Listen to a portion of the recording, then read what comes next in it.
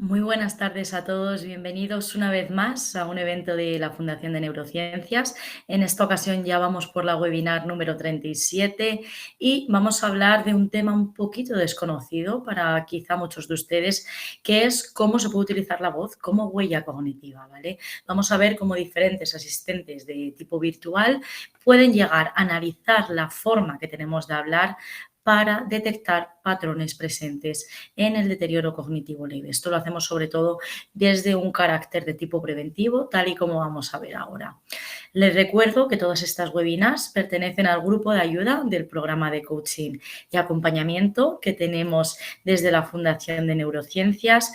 Mi nombre es Paula Prieto y vamos a estar una vez más compartiendo un poquito de conocimiento sobre todo lo que tiene que ver en el campo del deterioro cognitivo leve y las nuevas tecnologías, ¿de acuerdo? Pues vamos a ir empezando y les voy a ir dando una serie de informaciones y quizá consejos útiles en torno a este mundo. En primer lugar, me gustaría explicarles qué puede decir nuestra voz sobre nuestra salud cognitiva, porque quizá a priori es algo que les resulte extraño esta relación entre voz y funciones cognitivas. Por eso me gustaría que de alguna forma les quede claro de qué estamos hablando. Y bueno, que sepan que la voz es algo más que un medio de comunicación, por supuesto, es algo muy importante en este área, pero es algo más. ¿Por qué? Porque es un reflejo de nuestro estado, ya no solo neuropsicológico, sino también nuestro estado emocional y cognitivo. Todos los cambios que podemos llegar a tener en el tono de voz, en el ritmo, en la fluidez con la que hablamos, incluso pueden llegar a ser señales tempranas de deterioro cognitivo leve.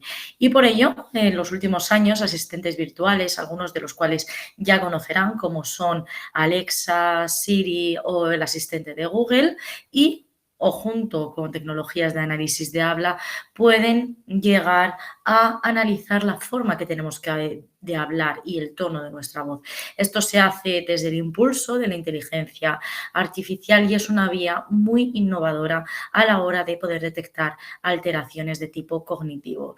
Esto se hace a través de grabaciones breves de carácter cotidiano y identificando patrones, como digo, de lenguaje que están asociados a problemas de memoria, atención e inclusive de planificación.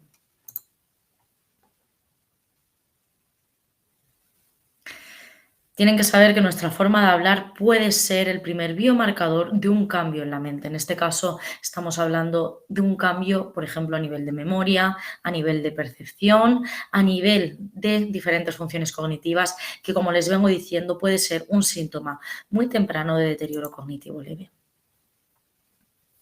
Continuamos. ¿Y por qué la voz es una señal tan valiosa? Por varios motivos. En primer lugar, porque tiene sensibilidad a microcambios que el ojo humano no puede percibir en una primera instancia. Al final, cuando hablamos, cuando utilizamos nuestra voz, estamos coordinando múltiples áreas cerebrales. No estamos hablando de una única área, sino que estamos hablando de múltiples áreas. En este caso, alteraciones que son sensibles, por ejemplo, en sintaxis, en entonación, en latencia, ¿vale? Todo esto relacionado con la voz pueden ser señales de que hay un problema a nivel cerebral que quizá no pueda estarse definiendo con un test, una escala, una prueba neuropsicológica y con la voz sí que podamos verla. Luego también utilizar la voz implica utilizar pruebas que no son invasivas y que además son pruebas muy accesibles porque basta con una simple grabación de voz para obtener información muy rápida. Además, no necesitamos resonancias, análisis de sangre, acudir al hospital porque, como les digo, es tan sencillo como utilizar una grabación de voz, una grabación de vídeo, un audio de WhatsApp y con eso nos serviría. Y además nos sirve para hacer un seguimiento longitudinal, porque al final podemos ir viendo la evolución del lenguaje de una forma muy sencilla y sin molestar al paciente. Avanzamos un poquito más. ¿Cuáles son las tecnologías o las principales tecnologías clave para analizar el habla, nuestra forma de hablar? Hay múltiples, ¿vale? Aquí nos hemos quedado con algunas de las más principales. Tenemos la tecnología del procesamiento del lenguaje natural, lo que llamamos el PLN, que tiene la función de analizar la estructura gramatical, el vocabulario y la coherencia de las frases, ver si lo que estamos diciendo es coherente o no. ¿Qué aplicación tiene esto en deterioro cognitivo leve? Bueno, podemos ver si hay una pérdida de complejidad sintáctica y repeticiones. Por supuesto, para analizar esto necesitamos ver cuál era el estado previo de la persona, en qué momento se encontraba antes. Luego también tenemos ese reconocimiento automático de la voz, ya que podemos convertir el habla en un texto de manera precisa. Entonces podemos comparar entre diferentes transcripciones a lo largo del tiempo. También tenemos el análisis acústico, porque aquí podemos llegar a medir variables como puede ser el tono de la voz, el volumen, las pausas que hace la persona y también la velocidad. ¿Qué identificamos con el deterioro cognitivo leve a través de este análisis acústico?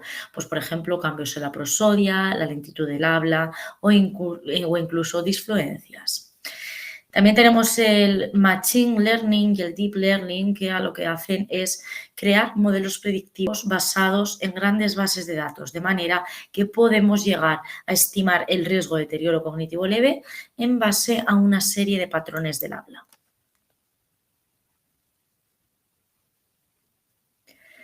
¿Qué oportunidades tenemos al usar la voz como biomarcador? Pues en primer lugar, tenemos la oportunidad de utilizar un cribado remoto y económico. Esto significa que podemos hacer que la mayoría de las personas puedan tener un acceso a una evaluación cognitiva de manera rápida y económica, sin crear brechas entre las personas. Hay una accesibilidad geográfica muy clara porque que podemos llegar a absolutamente cualquier lugar. Esto incluiría zonas rurales, zonas que sea difícil de llegar a través del transporte público, ¿vale? Y además está el patrón de escalabilidad. Esto significa que a través de algoritmos de IA podemos llegar a analizar miles de grabaciones a la vez con un bajo coste. Puede haber un despliegue en cuanto a programas de salud pública porque, por ejemplo, podemos llegar a identificar rápidamente quiénes necesitan esa evaluación más exhaustiva. Por eso podemos trabajar desde el ámbito preventivo, pero también desde el ámbito más proactivo.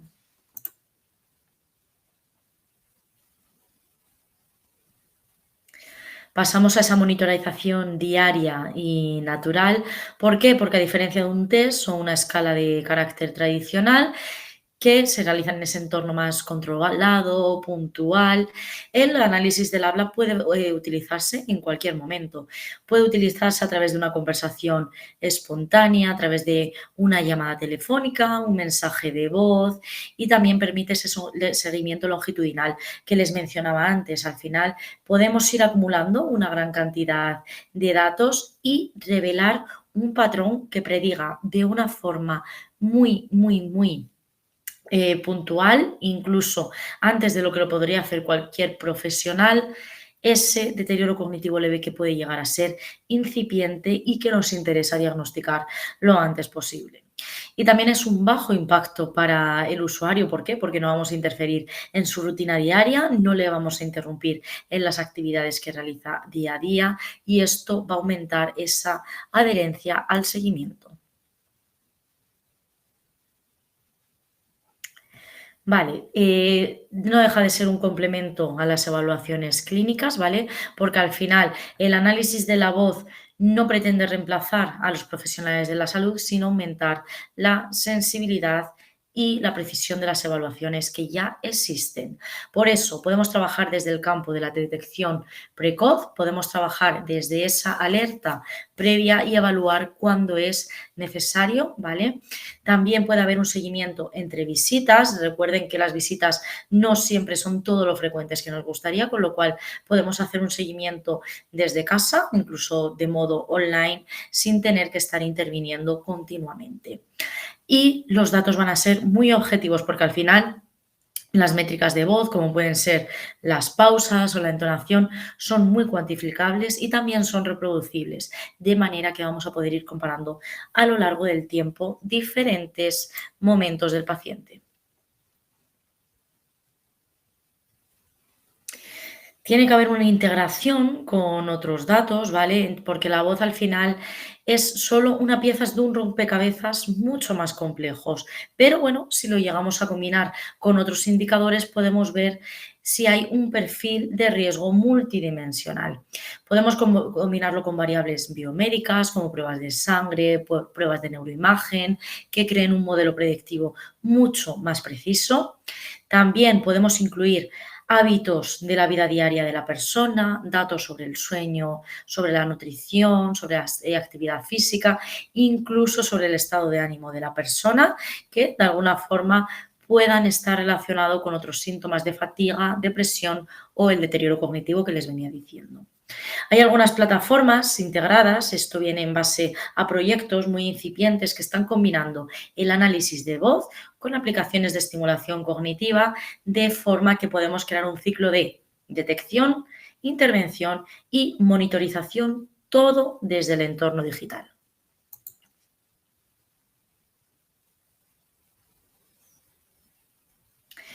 Vale, como se pueden imaginar, se nos presentan una serie de desafíos y límites porque es un campo muy incipiente, algo que todavía tenemos que seguir trabajando, ¿vale? Entonces, en cuanto a los desafíos y los límites, el primero de ellos, por supuesto, es la privacidad de los datos, porque la voz es un dato biométrico y requiere protección, al igual que lo requiere el nombre, el documento nacional de identidad, etcétera. Con lo cual, si lo vamos a almacenar y analizar, siempre necesitamos ese permiso de la persona. Ojo con la variabilidad lingüística, porque claro, los algoritmos deben adaptarse a acentos, dialectos e incluso niveles educativos, porque si no podemos estar cometiendo sesgos. Luego puede haber muchos falsos positivos y negativos porque el habla puede alterarse por múltiples motivos, como pueden ser la fatiga, el estrés, la depresión, medicamentos, y no tiene por qué estar relacionado con deterioro cognitivo directamente. Y también la aceptación del usuario. ¿Por qué? Porque algunas personas, sobre todo personas mayores, pueden mostrarse reticentes a trabajar con asistentes virtuales desde casa.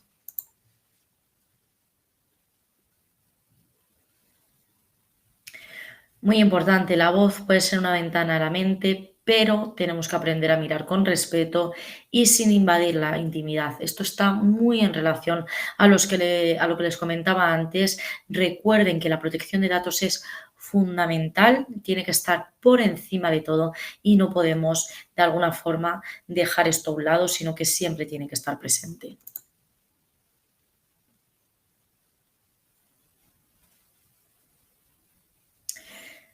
Les quería recomendar una serie de buenas prácticas en caso de que lleven esto en su ámbito laboral o con familiares suyos y que tengan en cuenta que hay que explorar el propósito, ¿vale? Hay que informarle a las personas de para qué queremos esos datos y para qué se van a utilizar. Siempre hay que utilizar plataformas válidas, no todas lo son, entonces necesitamos aquellas plataformas que tengan un aval científico y que cumplan con las normas éticas. Lo ideal es combinar diferentes fuentes de información, por ejemplo, no basar las decisiones clínicas solo en el habla, sino que también tenemos que usar test, observaciones, datos que recojamos a través de entrevistas con la persona, ¿vale? Y también es muy importante fomentar la alfabetización digital y enseñar a las personas mayores a utilizar toda esta nueva tecnología de manera cómoda y segura para ellos. En cuanto a una pequeña reflexión final, tienen que saber que hay que escuchar para cuidar, porque al final la voz va a ser un espejo de la mente y si usamos estos asistentes virtuales y analizamos el habla como detección preventiva del deterioro cognitivo leve, ya no solamente es que sea posible, sino que es viable. Ahora bien, tenemos que aunarlo y ir de la mano con la parte más humana de escuchar, interpretar y actuar siempre desde el punto de vista ético y personal. Ya saben, no se trata de que las máquinas nos vayan a vigilar, sino de que nos ayuden a escucharnos mejor. Importante, la detección temprana del deterioro cognitivo leve empieza por prestar atención a los pequeños cambios. Recuerden que es muy importante recordar cómo estaba la persona antes y cómo está en el momento actual, porque al final la próxima gran revolución en niveles de salud cerebral no va a llegar a través de un escáner, sino a través de un simple ¿cómo estás hoy? Dicho en voz alta y esa respuesta de vuelta de parte de la otra persona, ¿vale? Con esto finaliza la webinar de hoy, ¿vale? Espero que haya sido de su interés y de su agrado. Recuerdo que tienen más webinars a su alcance, todas ellas están colgadas en la plataforma y en la página web de la Fundación de Neurociencias, tienen cursos a su alcance, tienen blogs para leer y tienen multitud de contenidos que, como digo, quizá puedan ser de su interés, por supuesto, de forma completamente gratuita. Y si en cualquier momento surge cualquier duda o hay algo en lo que podamos ayudarle, solamente tienen que ponerse en contacto con nosotros y estaremos encantados, como digo, de ayudarles. Un placer, como siempre. Me despido por hoy y estaré encantada de acompañarles en futuras webinars. Adiós.